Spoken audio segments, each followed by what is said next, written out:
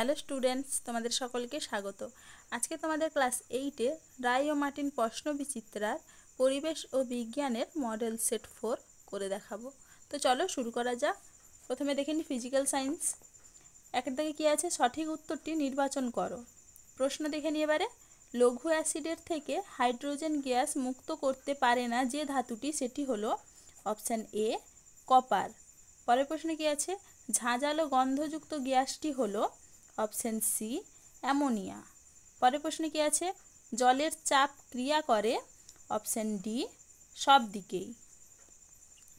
পরের প্রশ্নে কী আছে, সময় বাড়ার সঙ্গে সঙ্গে অবাধে পতনশীল বস্তুর বেগ অপশান এ ক্রমশ বাড়ে। পরের প্রশ্ন কী আছে, 3 কেজি ভরের বস্তুকে পৃথিবী যে বল দিয়ে টানে তার মান হলো অপশান সি 29.4 নিউটন। পরের প্রশ্ন কী আছে, নিউক্লিয়াসের স্থায়িত্ব রক্ষাকারী বল হলো অপশান এ নিউক্লিয় বল। চলো এবার 2 দাগে দেখে নিই কী আছে, নিম্নলিখিত যে কোনো 6টি প্রশ্নের উত্তর দাও। বায়ুমণ্ডলীয় চাপে জল পারদ অপেক্ষা কত গুণ বেশি উঠতে পারে? উত্তর হবে কি 13.6 গুণ বেশি। পরের প্রশ্ন কী আছে, কখন কোনো বস্তু ডুবে ভাসবে? যদি তার ঘনত্ব তরলের ঘনত্বের চেয়ে কম হয়। কী হবে? যদি তার ঘনত্ব তরলের ঘনত্বের চেয়ে কম হয়। পরের প্রশ্ন কী আছে, ফেরাস সালফাইডের সঙ্গে লঘু সালফিউরিক অ্যাসিডের বিক্রিয়ায় কোন গ্যাস উৎপন্ন হবে? উত্তর হবে কি হাইড্রোজেন সালফাইড H2S। চলো এবারে দেখে নিই পরের প্রশ্ন কী আছে, ম্যাঙ্গানিজ ডাইঅক্সাইডের বর্ণ কী? উত্তর হবে কি কালচে বাদামি। পরের প্রশ্ন কী আছে, কাঁচকে সিল্ক দিয়ে ঘষলে কাঁচ ও সিল্ক কোন কোন আধানে আহিত হয়? কাঁচ হবে কি ধনাত্মক আর সিল্ক হবে ঋণাত্মক। পরের প্রশ্ন কী আছে, কোনো বস্তুকে ন্যূনতম কত বেগে ছোঁড়া হলে তা পৃথিবীর আকর্ষণের বাইরে চলে যাবে? উত্তর হবে কি 11.2 কিমি পার সেকেন্ড। পরের প্রশ্ন কী আছে, সবচেয়ে হালকা ও সবচেয়ে ভারী অধাতুর নাম লেখো। সবচেয়ে হালকা অধাতু হবে হাইড্রোজেন আর সবচেয়ে ভারী অধাতু হবে রেডন।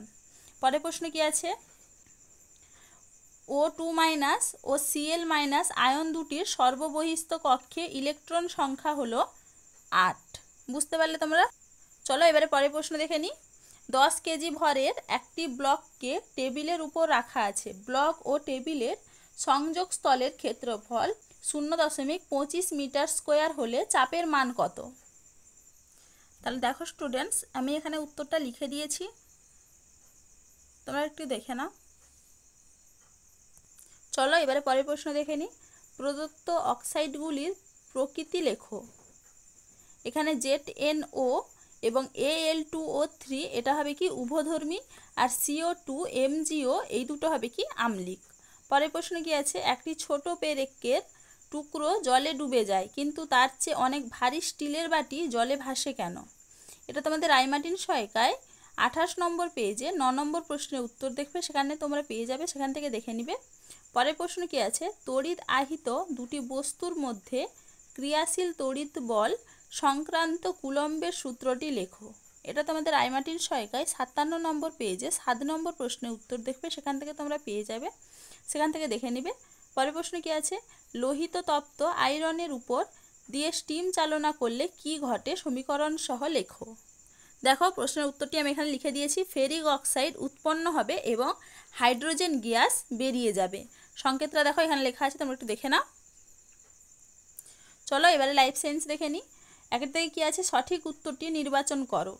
অতিরিক্ত অক্সিজেন পরিবহনের জন্য পাখিদের রক্তে থাকে অপশান সি হিমোগ্লোবিন।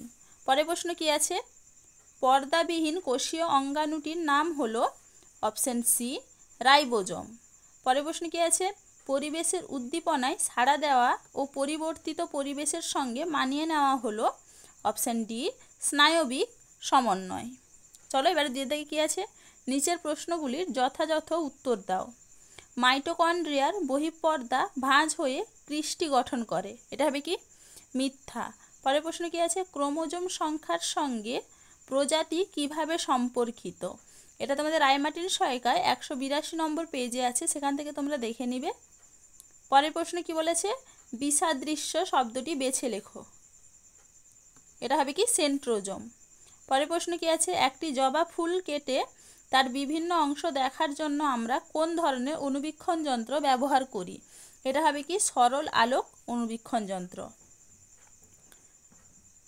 পরের প্রশ্নের উত্তরটা হবে কি বৃদ্ধি। তাহলে দেখো স্টুডেন্টস, এখানে প্রশ্নগুলির উত্তর কত নম্বর পেজে কত নম্বর প্রশ্নের উত্তর সেটা লিখে দিয়েছি, তোমরা একটু দেখে নাও। চলো আজকে এইটুকুই, দেখা হচ্ছে পরের ভিডিওতে। ভিডিওটি ভালো লাগলে লাইক অ্যান্ড সাবস্ক্রাইব করে দিবে।